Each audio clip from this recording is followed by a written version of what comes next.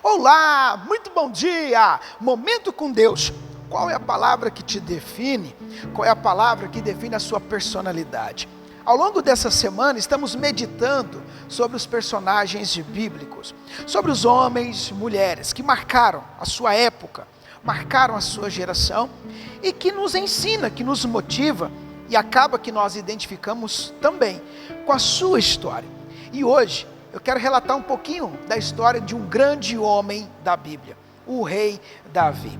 Quem não conhece o rei Davi? Quem nunca ouviu falar do rei Davi?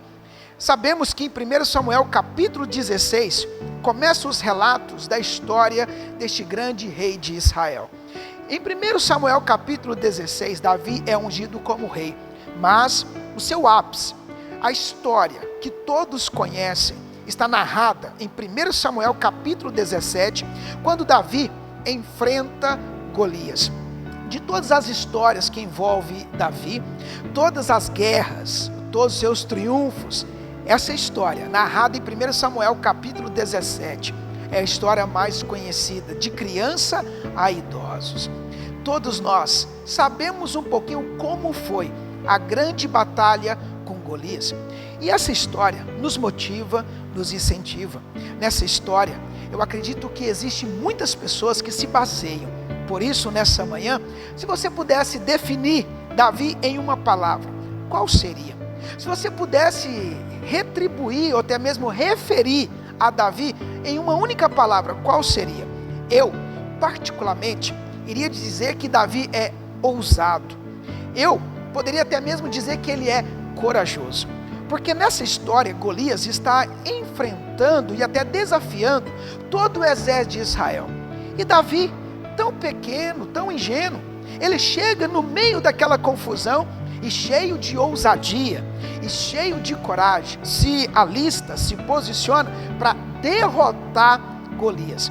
É interessante que Davi, quando ele diz que vai lutar contra Golias, ele já deixa bem claro: eu vou vencer Golias. Ele não foi batalhar, ele já foi com sede, ele já foi convicto da sua vitória.